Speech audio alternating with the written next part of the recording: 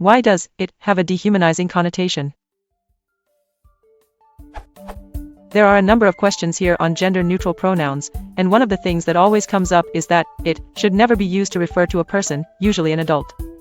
The general reasoning for this rule is that it is used to refer to animals, in some cases, and inanimate objects. Basically, it's considered dehumanizing. What I haven't seen, though, is an explanation for why it's considered dehumanizing, other than the circular logic that it's only used for non-human subjects.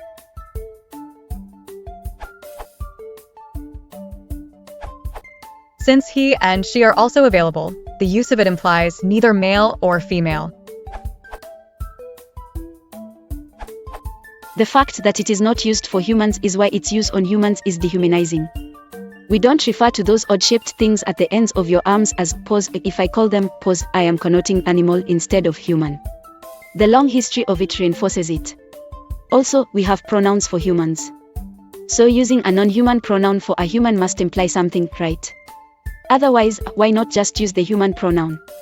The original choice of words may be arbitrary. The fact that the original speakers distinguished between humans and non-humans may be a relic of culture or random chance. But the centuries of usage reinforce the meanings. It is a feedback loop. Children learn not to use the language a certain, arbitrary way, and that learning becomes entrenched. The connotations become a feature of the language because of continuous reinforcement. Then, when someone violates the convention, it draws attention to itself.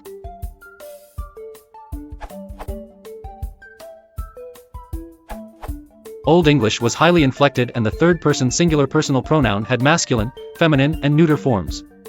The neuter form was, in the nominative, it, which became modern English it. English grammatical gender has disappeared, but we retain he and she to refer to nouns which clearly describe male and female entities, mostly people.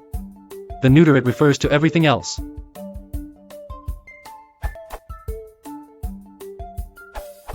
At some point people decided that humans should be referred to as he and she and inanimate objects as it. I don't know exactly who made that decision and when, or if there is anyone who does.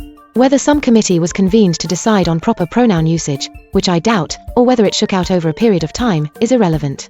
The decision was made. From that point on, referring to another human as it implied that you do not consider them a person.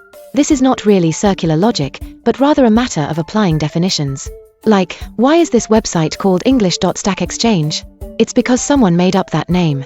You could say it's circular logic in a sense, it's called English.stackexchange because that's what it's called. But really, someone makes up a name, then that's what the thing is called.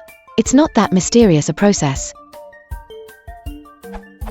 Okay, really I'm oversimplifying when discussing English pronouns. There were plenty of languages around before English was invented that had pronouns, and many, most, all, of them had masculine, feminine, and neuter. This is an idea that has been around since the beginning of recorded history. The biggest difference between English and other languages is that only apply he or she to inanimate objects in very rare cases, while other languages attach gender to all sorts of things.